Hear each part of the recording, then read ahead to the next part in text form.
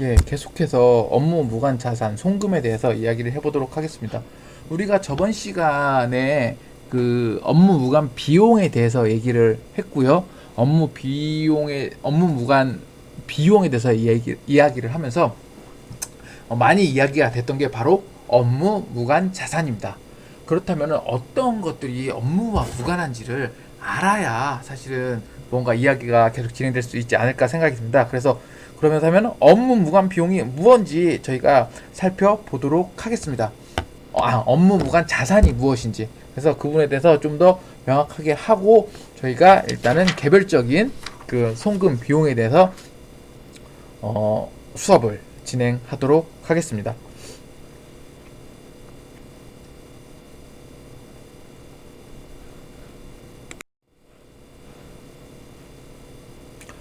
자, 표를 보시면은 업무 무관 자산의 범위에 대해서 이야기를 하고 있습니다.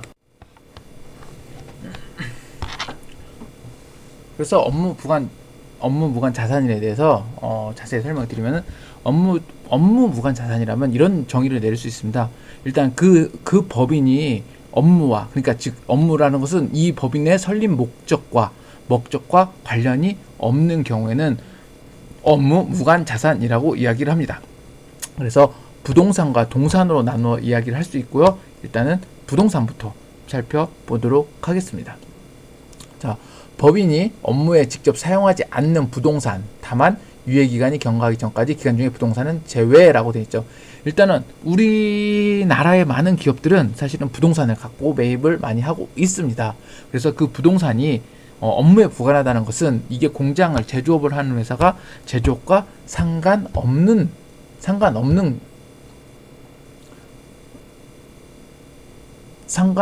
부분이냐, 아니면은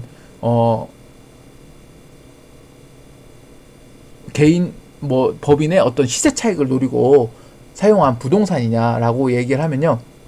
다만 이런 부분들이 그렇게 됐을 때는 기본적으로 업무용 부동산이 아니다라고 이야기를 하고 있습니다. 따라서 이런 부분은 직접적으로 부동산을 구입하더라도 관련된 비용을 인정받을 수 없기 때문에 그냥 무분별하게 법인에서 업무와 무관한 자산을 구입하지 말라는 그런 취지가 있습니다. 그래서 부동산에 대한 부분은 이렇게 그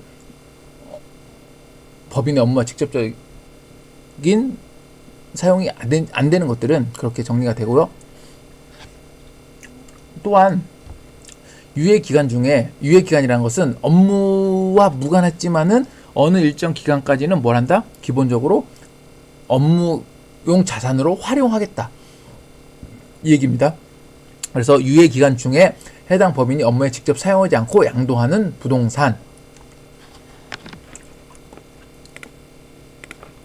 부동산입니다. 부동산의 경우에는 어떻게 한다? 업무 무관 자산의 범위로 보고 있습니다. 그래서 이런 업무 무관 자산에 대한 부분들은 결국엔 내가 그 업무를 그러니까 법인의 그 영업 활동에 있어서 직접 투입되냐 되지 않느냐가 어떻게 보면은 중요한 그 판단 포인트라고 보시면 되겠습니다.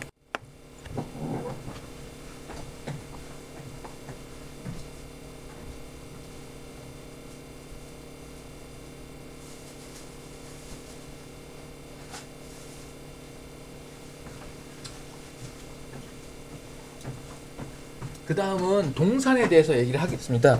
동산에서 우리가 예전에 가장 많이 문제됐던 것들이 바로 이 서화와 골동품입니다.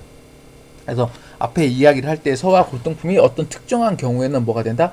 기본적으로 환경미화에 해당돼서 업무용 무관 자산의 범위에 들어가기도 합니다. 그러나 원칙적으로는 이런 부분들이 서화 골동품은 업무와 사실은 상관이 없죠. 그렇기 때문에 그런 부분을 여러분들이 참고하셔서 보시면 될 것 같습니다.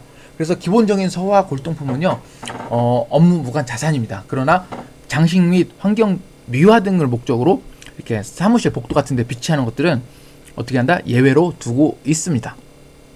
또한 업무에 직접 사용하지 않는 자동차 선박, 항공기, 개인용 업무를 위해서 특히 선박 같은 경우 보트를 얘기하는 거죠. 이런 경우에는 어떻게 한다? 업무에 어떻게 한다? 무관 자산이다. 근데 해운회사가 갖고 있는 선박은 어떻게 되겠어요? 기본적으로 업무에 직접적인 관련이 있겠죠. 그래서 그런 부분을 여러분들 참고하시면 될 것 같고요. 그리고 이거와 유사한 자산으로 결과적으로 업무에 사용하지 않는 자산을 기본적으로 뭐다? 업무에 무관 자산으로 보고 있습니다. 그래서 이러한 부분들의 업무 무관 자산 범위로 이야기를 하고 있고, 해당 부분에 있어서 여러분들이 하나하나씩 어떻게 한다? 확인해서 이것들을 여러분들이 자산을 구입할 때 또는 판매할 때, 그리고 관련된 비용을 수선비나 이런 것들을 지출할 때는 결국에 송금을 인정되는지 안 되는지를 판단하셔야 됩니다. 자, 이렇게 우리는 업무 무관 자산 범위에 대해서 살펴보았습니다. 그래서 업무 무관 자산 범위에서 살펴본다면, 그러면 일단 우리가 세금과 공과들이 어떤 것들이 일단은 송금에 이용이 되는지, 그리고 송금으로 인정되지 않는 조세들은 뭐가 있는지 세금과 공과금에서 살펴보도록 하겠습니다. 공과금과 세금은 개념이 다르기 때문에 그 개념부터 우리가 좀 짚어보면서 이야기를 해보도록 하겠습니다.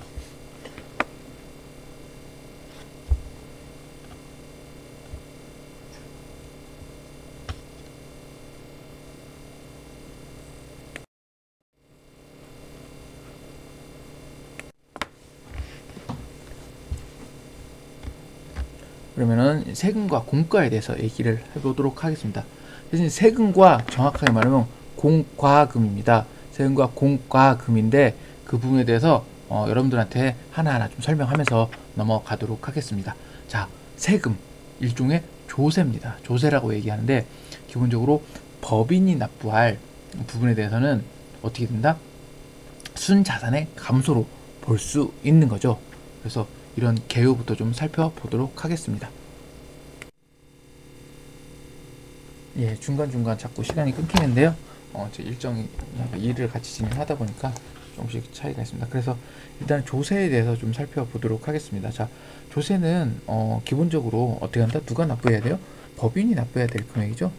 법인이 납부해야 될 금액입니다. 그래서 법인이 납부해야 될 금액이기 때문에 기본적으로 우리가 뭐 한다? 순자산의 감소가 이루어집니다. 그래서 이것이 업무와 관련된 것으로 한해서는 원칙적으로는 송금으로 인정되고 있습니다.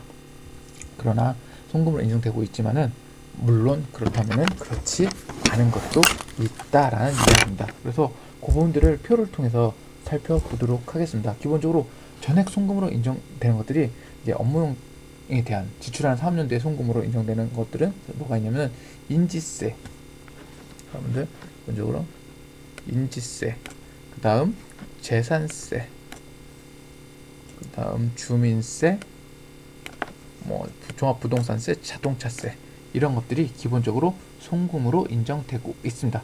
또한 원가의 가산한다는 얘기는 취득비용으로 들어간다는 거죠. 책이 그냥 취득비용으로 들어가는 것들, 취득세 일당으로 그 취득 부대 비용으로 들어가. 우리가 아침에가 아니라 앞에서 송금을 얘기할 때 취득 부대 비용까지도 어떻게 한다? 송금으로 인정된다라고 이야기를 했습니다. 그래서 취득 부대 비용을 포함한 것까지 어떻게 한다? 인정되는 부분들은 기본적으로 뭐다? 이러한 그 취득세, 등록 면허세들이 전액 송금으로 인정되고 있습니다. 그래서 교육세, 인지세, 주민세, 면허세, 재산세, 종합부동산세, 자동차세, 사업소세, 도시계획세, 공동시설세 등등등등 이런 것들은 전액 송금으로 인정되고 있습니다.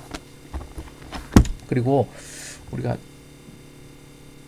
송금으로 인정되지 않는 조세는 밑에 송금 불사비로 있고 기본 접대비 관련해서 매입세, 뭐 기본 처리는 뭐 그냥 참고로 좀 보시면 되겠습니다. 근데 기본적으로 우리가 법인의 운영과 관련된 것들, 이렇게 법인의 운영과 관련된 것들은 뭐가 된다? 기본적으로 된다? 송금으로 인정되고 있습니다. 자, 우리가 어쨌든 법인의 순자산을 갖고 왔기 때문에 우리는 송금으로 인정을 계속 하고자 할 테고요. 그리고 많은 부분들을 송금으로 인정되고 있습니다. 그러나 기본적으로 어떻게 한다? 송금에 대한 불산입 항목도 존재한다. 그래서 책에 보시면 277페이지에 송금으로 인정되지 않는 항목들이 있습니다. 첫 번째 살펴보고 자세한 설명을 드리도록 하겠습니다. 자, 법인세법에서 인정하는 법인세, 법인의 지방소득세, 농어촌 특별세는 기본적으로 송금으로 인정되지 않고 있습니다. 또한 부가치 매입세, 개별 소비세, 주세, 교통세, 환경세, 세법에 따른 의무 불이행으로 인한 가산세 같은 경우에는 기본적으로 어떻게 한다? 송금 불산입이 된다. 그리고 역시 업무와 무관한 자산에 관련된 세금도 결국엔 어떻게 된다? 여러분들 업무 무관 자산 자체가 사실은 어떻게 돼요? 송금에 인정되지 않기 때문에 관련된 세금조차도 결국에는 송금이 되지 않고 있습니다. 그래서 기본적으로 이러한 부분들이 어떻게 한다? 세금에 대해서 세금과 부분에서 송금 불산이 되고 있습니다. 그래서 해당 부분에 대해서 여러분들이 참고하시면 되겠습니다. 그래서 책을 같이 살펴보도록 하겠습니다. 그래서 책에 보면은 이제 저희가 사실은 송금으로 인정되는 부분들은 자산의 감소를 갖고 오면 송금을 처리하기 때문에 커다란 문제가 발생하지 않습니다. 다만 기본적으로 송금되지 않는 부분들이 어떠한 취지에서 안 되고 있는지에 대해서 사실 좀 더 살펴볼 필요가 있습니다. 그래서 저희가 살펴볼 거는요, 기본적으로 송금이 인정되지 않는 부분들, 자, 법인세에 대해서 좀 살펴보도록 하고요. 다음 우리가 부가가치세 매입세, 부가가치 매입세에 대해서 좀 살펴볼 예정입니다. 그다음 두 번째로 개별세, 여기서는 안 나오는데 책에는 나와 있죠. 어쨌든 개별 주세, 교통세, 에너지세, 환경세 이런 부분들에서 같이 이야기를 할 거고요. 그다음 채무 불이행, 의무 불이행으로 인한 가산세 부분에 대해서 좀 더 얘기를 하겠습니다. 그래서 그러한 부분들이 어떤 의미에서 송금 불산이 되는지를 좀 더 살펴보도록 하겠습니다. 자, 그러면은 일단 우선적으로 법인세에 대해서 좀 얘기를 해볼까요? 법인세 같은 경우에는 왜 안 되는지 이야기를 하면은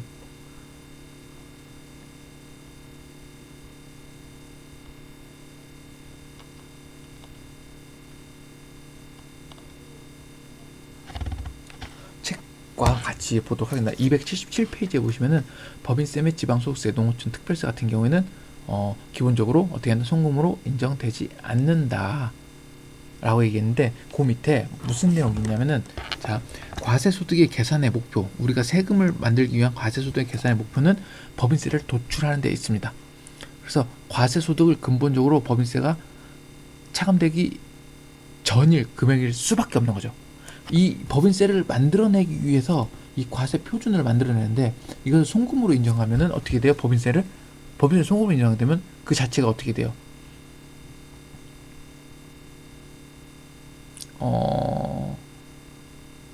어떠한 논리적인 모순이 발생할 수밖에 없는 거죠.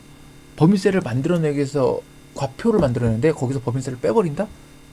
그래서 우리가 손익계산서를 보면 법인세 차감 전 손익이라는 게 있죠. 그래서 관련된 부분에 손익계산 계산된 법인세 비용은 송금 불산입해서 법인세 차감 전으로 복귀시킵니다. 왜? 법인세를 계산하기 위해서 과표를 만드는데 과표에서 법인세를 빼주게 되면은 논리적 무손이 발생할 수밖에 없죠. 따라서 손익계산서에 계상된 법인세 비용은 기본적으로 송금을 불산입합니다. 그래서 우리가 손익계산하면 법인세 차감 이전 뭐가 있냐면은 손익이라는 게 있습니다. 손익계산서에 보시면은. 그래서 그런 부분들이 우리가 법인세를 볼 때는 그 부분들을 좀 더 참고해서 같이 보셔야 됩니다. 이러한 취지에서 법인 지방소득세, 그리고 이 법인세에 대한 농어촌 특별세도 이러한 이유해서 법인세와 동일한 이유해서 기본적으로 송금에 인정되고 있지 않습니다. 그래서 그런 부분이 취지가 같이 들어 있다는 것을 여러분들이 참고하시면 되겠습니다. 그리고 다음에는 부가세에 대해서 살펴보도록 하겠습니다. 기본적으로 부가세의 기본 개념을 사실 이해하고 계신다면은 이 부가세가 기본적으로 왜 매입세액에서 어떻게 된다? 기본적으로 송금에 인정되지 않느냐를 사실은 판단할 수 있습니다. 우리가 이렇게 송금으로 판단하지 않는 이유는요. 기본적으로 부가세는 원칙적으로 환급을 받기 때문입니다. 기본적으로. 어쨌든 자, 우리가 부가세라는 개념을 살피면요. 재화와 또는 용역을 공급하고 수입할 때 부가세는 원칙적으로 송금에 인정되지 않습니다. 왜냐면은 부가세는 매입세액과 매출세액 공제에서 어떻게 한다? 환급을 내는 거죠. 서로 상계를 쳐서 환급되는 세금이기 때문에 이것을 어떻게 한다? 납부를 하더라도 송금으로 인정할 수 없다는 거죠. 이해하셨죠? 기본적으로 우리가 매출세액과 매입세액을 상계를 처리합니다. 따라서 상계 처리하기 때문에 해당 부분에 있어서 어떻게 한다? 기본적으로 어떻게 환급되는 세금에 대해서 어떻게 송금을 처리해 줄 수가 없다는 거죠. 이거는 다른 법률에 의해서 환급되는 부분이기 때문에 송금 처리가 할 수 없습니다. 그래서 기본적으로 어떻게 한다? 송금 불산입 항목이다 라고 그래서 기본적으로 이렇게 알고 계시면 되겠습니다. 그리고 그 다음 우리가 뭐가 있냐면은 개별소비세 페이지 278페이지에 보면은 개별소비세와 주세, 교통세, 에너지, 환경세에 대한 부분이 나와 있습니다. 그래서 이것은 간략하게 읽어보면서 좀 더 가보도록 하겠습니다. 자, 개별소비세 등의 경우에는 납부하였거나 납부해야 할 개별소비세, 주세 및 교통세, 에너지, 환경세는 송금으로 인정되지 않는다. 이는 거래 상담에 전가되는 간접세이기 때문에 희속되는 순자산의 감소가 아니라는 거죠. 이것은 내가 납부하는 게 아니라 거래한 상대방에게 어떻게 돼? 전가된다. 미루어진다는 거죠. 미루어지기 때문에 기본적으로 자산의 감소가 아니라는 거죠. 그렇기 때문에 이러한 부분들은 어떻게 된다? 법인의 순자산 감소가 원칙적인 행위에서 안 되기 때문에 이거에 따른 부분들은 기본적으로 송금에 불산입된다라고 보시면 되겠습니다.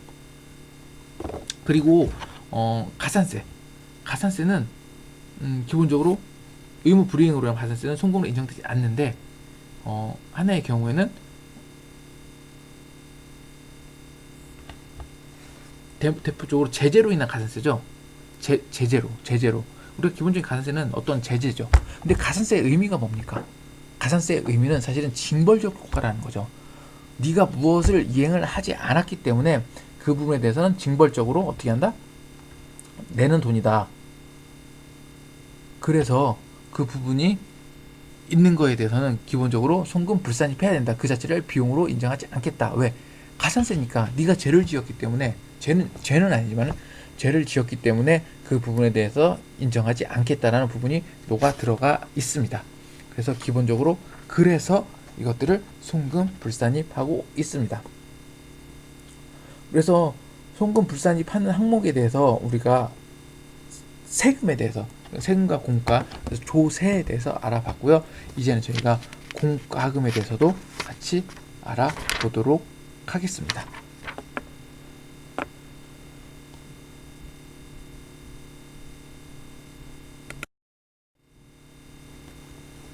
자, 우리가 공과금을 이해하기 전에 세금과 공과금에 대해서 살펴볼 필요가 있습니다. 우리가 공과금과 세금은 어떻게 한다? 별도의 내용입니다. 세금과 공과라 했을 때 조세는 세금이고요. 공과금은 어떻게 한다? 세금이 아닌 거죠. 세금이 아니기 때문에 서로 다른 개념을 갖고 있기 때문에 그거에 대해서 한번 먼저 살펴보도록 하겠습니다. 그래서 공과금이란 얘기부터 좀 시작을 해보도록 하겠습니다. 자, 공과금이라 하는 것은 기본적으로 조세, 세금은 아니지만은 뭐다? 강제적으로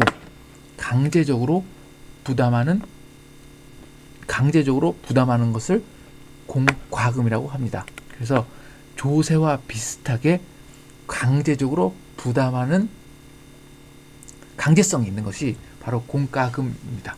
그래서 관련된 뭐 대표적으로 뭐가 있냐면은 장애인 의무 부담금, 의무 고용 부담금 또는 교통 유발 부담금 뭐 이런 것들이 기본적으로 어떻게 한다? 공과금이라고 얘기할 수 있습니다. 그래서 이것들을 공적 부담금이라고 하는데 세금 외에 나온 공적 부담금인데 기본적인 것들은 이 공적 부담금은 어떻게 한다? 법인의 순자산을 어떻게 한다? 감소시키는 역할을 하고 있죠.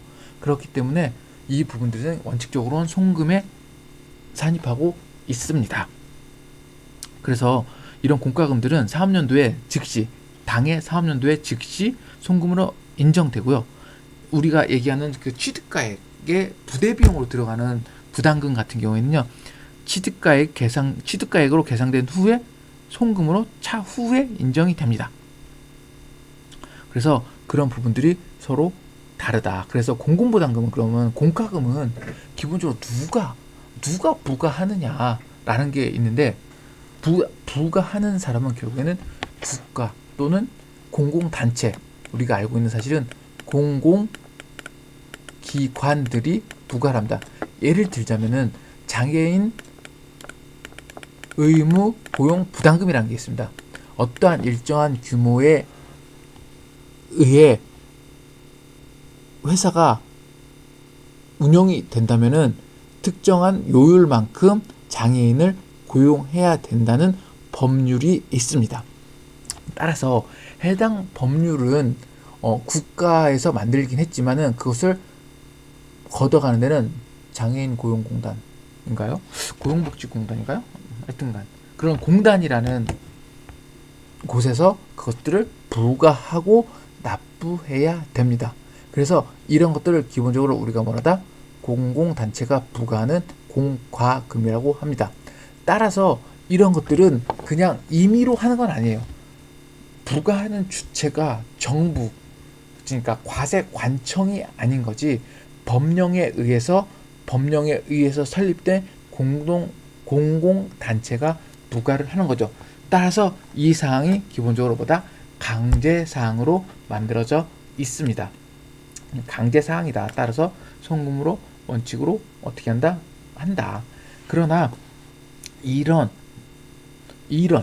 것들이 해당하지 않는 것들이 있다는 거죠. 해당하지 않는 것, 송금으로 인정하지 않은 것들이 있는데 이 부분들은 우리가 앞에서 이야기한 것과 어떻게 보면 동일한 개념 안에서 보시면 됩니다. 자, 우리가 공과금이라 했으면 결국 뭐예요? 의무적으로 납부해야 하는 것, 강제적이라는 것을 얘기했는데 법령에 의해서 의무적으로 납부하지 않은 것, 뭐 임의 출연금이라는 게 있습니다. 임의로 어떤 것을 출연했을 때 대표적인 사항들이 뭐가 있나 살펴볼까요?